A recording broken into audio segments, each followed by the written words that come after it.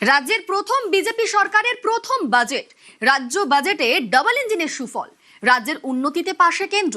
News 18 Bangla exclusive, অর্থমন্ত্রী স্বপন দাশগুপ্ত। বিকশিত ভারতের মধ্যে বিকশিত পশ্চিমবঙ্গ, আর বিকশিত পশ্চিমবঙ্গ হওয়ার দিকে প্রথম বাজেট, প্রথম অর্থমন্ত্রী আমাদের সঙ্গে বসে রয়েছেন। 90 minute pro business budget, Shyamaprasad মুখার্জির জন্মদিনে ছুটি থেকে ইন্ডাস্ট্রির ডাক আপনার, এবং খুব কম সময় আপনি রিসার্চ করেছেন। পুরো ব্যাপারটা যদি আমাদের বলেন এবং কিভাবে এত কিছু করলেন। একটা দিশা দেখাতে হয়, আমাদের উদ্দেশ্যটার বাজেটের একটা লক্ষ্য থাকে, রাজনৈতিক একটা লক্ষ্য থাকে। অনেক আশা দিয়ে মানুষ আমাদের ভোট করেছে, তাই জন্য একটা সেই আশাটা পূরণ করতেই হবে। পশ্চিমবঙ্গ একদম একটা ধ্বংসস্তূপ একটা বলা যেতে পারে। 50 বছর পিছিয়ে একদম একদম রুইন, সব জায়গায় কিছু কাজ করছে না। এমটি তহবিল, শিক্ষা ক্ষেত্রটা ধ্বংস হয়ে গেছে, সবাই বাইরে চলে গেছে, স্কিল ডেফিসিট সব রকমের সেগুলো আছে এখনো সমস্যাগুলো। সিঙ্গুরের পর থেকে পারসেপশনের ব্যাপার হচ্ছে যে এখানে কিছু কাজ করা যায় না। টাটা যদি না পারে তাহলে কে পারবে? তাই জন্য কোনো শিল্পপতি কেউ আসেনি এখানে। ডিএ এর ব্যাপারটা ছিল, শিক্ষার ব্যাপারে টিচার রিক্রুটমেন্ট, অনেক রকমের রিক্রুটমেন্ট যেখানে কন্ট্রাকচুয়াল দিয়ে করা হচ্ছে, ঠিকমতো ভাবে দুর্নীতি, সব রকমের এই সমস্যায় ক্ষোভগুলোকে এক এক করে অ্যাড্রেস করতে হয়েছিল। এই বদল, এই যে পরিবর্তনটার দিকে যাচ্ছে, তাদের একটা আগ্রহ হতে হবে। 1 লাখ সরকারি চাকরিতে আমাদের 33% মহিলা, তার মধ্যে মহিলাদের সবাইকে মনে একটা আছে যে ঠিক আছে, চলো আমরা একটা নতুন দিকে যাচ্ছি। 50 বছর পিছিয়ে, সিঙ্গুরের পর থেকে তো আরো বাজে অবস্থা। সেখানে দাঁড়িয়ে ইন্ডাস্ট্রি ওয়ান উইন্ডো সিস্টেম, এটা কিভাবে হবে যদি বলেন? এটা করতেই হবে আমাদের। দেখো, একটা দিকে আমরা বললাম যে আগে যেটা হতো, একজন কেউ ইনভেস্ট করতে চায়, তারপরে বললো তার ফায়ার ক্লিয়ারেন্স দেবো না, সেখানে দুর্নীতি।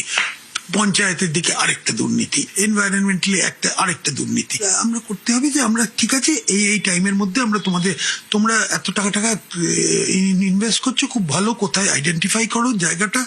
আমাদের অধিকারীরা 4 সপ্তাহ বা 6 সপ্তাহের মধ্যে পুরো জিনিসটা ক্লিয়ার করে তোমরা যাতে শুরু করতে পারো। এই ধরনের ফ্যাসিলিটি আমরা দিতে চাই মানুষকে, আর আমরা তাই জন্য একটা সেই ধরনের স্ট্রাকচারও তৈরি করতে হবে সামনের দিনে। এর আগেও সরকাররা এখানে বলেছিল সিঙ্গেল উইন্ডো ক্লিয়ারেন্স, কিন্তু আমি কদিন আগে দুর্গাপুরে গেছিলাম মানুষের সঙ্গে কথা বলতে বাজেট সম্পর্কে। তখন তারা বললো কি সিঙ্গেল উইন্ডো, ফায়ার লাইসেন্স পেতেই তো আমাদের পকেটে সব টাকা চলে যায়।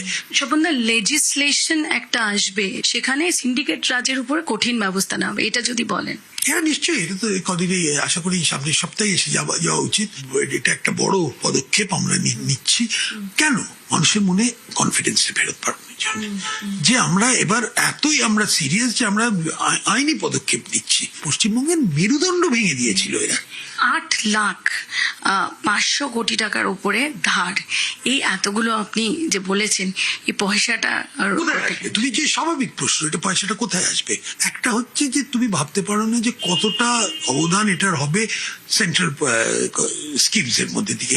সেন্ট্রাল স্কিমে কেন টাকা আমরা নিই এতদিন ধরে, টাকা জমছে। আপনি নির্মলা সীতারামনজি, অশোক লাহিড়ী সবার সঙ্গে আমি দেখা করছি, আর দরকার হলে রোজ দেখা করব।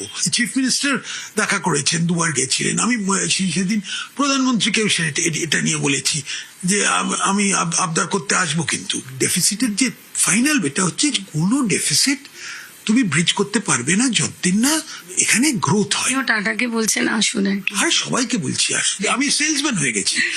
হ্যাঁ, নর্থ বেঙ্গলে খুব আপনাদের জোর দিয়েছেন, এটা একটা ট্যুরিজম থেকে আরম্ভ করে সবকিছু, চা বাগান, চাটা একটা দেখতেই হবে, কেন চায়ের একটা বিরাট একটা ক্রাইসিসের মধ্যে দিয়ে যাচ্ছে। দার্জিলিং ঠিক আছে, কিন্তু ডুয়ার্সে ওই জায়গাটায় চায়ের একটা ডিমান্ড পড়ে গেছে, ঠিক মতো ভাবে ওরা অগোছালো ভাবে ব্যবস্থাটাকে মিসম্যানেজমেন্ট হয়েছে। চাটা কোনোদিন সিক হতে দেওয়া উচিত না।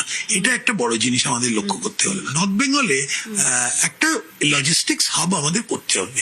সেটা কেন? North Bengal is the gateway to the north east. Bande Mataram museum, Shyamaprasad মুখার্জির জন্মদিন, আর পাশাপাশি আপনার কৃষির উপরেও জোর দেবেন, এটা যদি বল।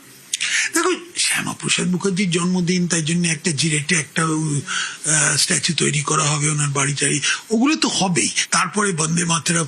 আসল কথা এটা হচ্ছে, অন্যদিকে এক ধরনের ইতিহাস আমরা ভুলে গেছিলাম পশ্চিমবঙ্গে। আমি একটা টার্ম ইউজ করেছিলাম আমার স্পিচে, we were once the intellectual vanguard, কিন্তু উই আর নট এনিমোর। তো how do we get back our mojo? আমার নিজের একটা দিল্লি, বোম্বে এসব জায়গায় একটা কানেক্ট আছে, সেটা দিয়ে আমি নিশ্চয়ই সেটা লিভারেজ করবো। গ্রোথ, উন্নয়ন এটাই রাস্তা, এবং তার সঙ্গে সঙ্গে বাঙালির যে হারিয়ে যাওয়া যে গৌরব, সেটাকে আবার ফেরত আনার বদ্ধপরিকর অর্থমন্ত্রী স্বপন দাশগুপ্ত। রাজ্যের প্রথম বিজেপি সরকারের প্রথম বাজেট, সেই বাজেটে আশার আলো বণিক মহলে। ফার্স্ট অ্যাকশন পজিটিভিটি ওটা ক্রিয়েট হয়েছে। চিফ মিনিস্টার তো খুবই ভালো একটা কথা বলেছে, this is inclusive budget. Inclusive মানে it is for all and for all sectors. Different যে স্টেটে যে ইনসেন্টিভটা আছে ওটা রিস্টেট হবে।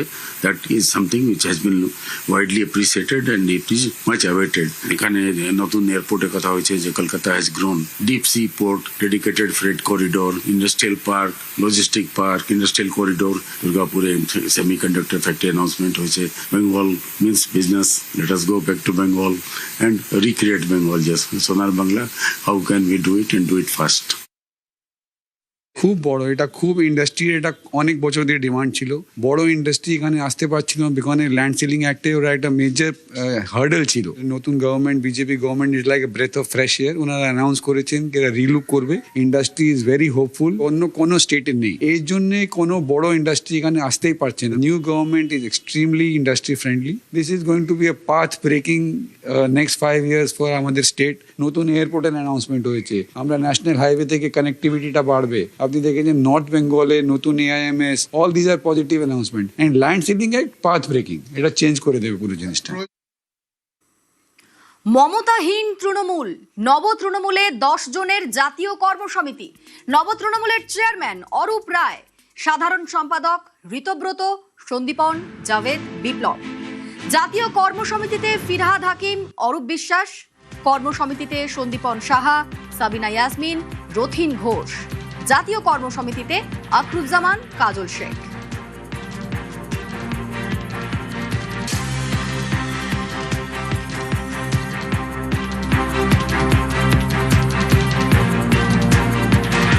এখানে all India Trinamool Congress committee, national working committee গঠিত হয়েছে।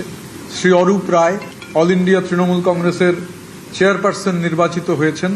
এছাড়াও শ্রী ফিরহাদ হাকিম, শ্রী অরূপ বিশ্বাস, শ্রী জাভেদ আহমেদ খান, শ্রী বিপ্লব মিত্র, শ্রী আকরুজ্জামান, শ্রীমতী সাবিনা ইয়াসমিন, শ্রী রথিন ঘোষ, শ্রী সন্দীপন সাহা, শ্রী ইমানি বিশ্বাস, শ্রী মোহাম্মদ গুলাম রব্বানী, শ্রী কানাইয়ালাল আগরওয়াল, শ্রী স্নেহাশিস চক্রবর্তী, শ্রী সমর মুখার্জি, শ্রীমতী শিউলি সাহা, শ্রী চন্দ্রনাথ সিনহা, শ্রী অপূর্ব সরকার, ডেভিড, শ্রী কাজল শেখ, শ্রী জয়দেব হালদার, শ্রী প্রসূন বন্দ্যোপাধ্যায়, শ্রী আশিস ব্যানার্জি, শ্রী গঙ্গাপ্রসাদ শর্মা, শ্রী খগেশ্বর রায়, শ্রী নরেন্দ্রনাথ চক্রবর্তী, শ্রী অরুণাভ সেন রাজা, শ্রী বিশ্বনাথ দাস, শ্রী সুরজিৎ মিত্র বাদল, শ্রী অভিজিৎ সিনহা, শ্রী দীনেন রায়, শ্রী ঋতব্রত বন্দ্যোপাধ্যায়।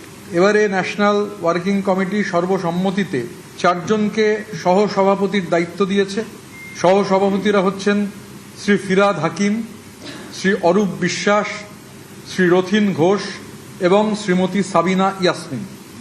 সাধারণ সম্পাদক শ্রী জাভেদ আহমেদ খান, শ্রী বিপ্লব মিত্র, শ্রী সন্দীপন সাহা, শ্রী ঋতব্রত বন্দ্যোপাধ্যায় এবং কোষাধ্যক্ষ শ্রী আকরুজ্জামান। তৃণমূল কংগ্রেস এবং মমতা বন্দ্যোপাধ্যায় সমর্থন যে আমাদের দলের যা স্ট্রাকচার, ওয়ার্কিং কমিটি, চেয়ারপারসন, তাতে এগুলো করার এখতিয়ার ওদের নেই। তৃণমূল কংগ্রেসের প্রতীকে মমতা বন্দ্যোপাধ্যায় প্রার্থী বলে পরিচয় দিয়ে তারা তৃণমূল কংগ্রেসের প্রার্থী ছিলেন। নিজের রক্ত জল দিয়ে একটা দল তৈরি করেছেন, তার উপর দাঁড়িয়ে কেউ আমরা পুরসভায়, কেউ বিধানসভায়, কেউ লোকসভায় গেছে। তারা বলবে মমতা বন্দ্যোপাধ্যায়ের হাত থেকে প্রতীক কেড়ে নেওয়া। আইনের লড়াই পরে হবে, আগে ভগবানের দরবারে লড়াই হবে। এরা মায়ের পিঠে ছুরি মারতে পারে, এদের যা মানসিকতা।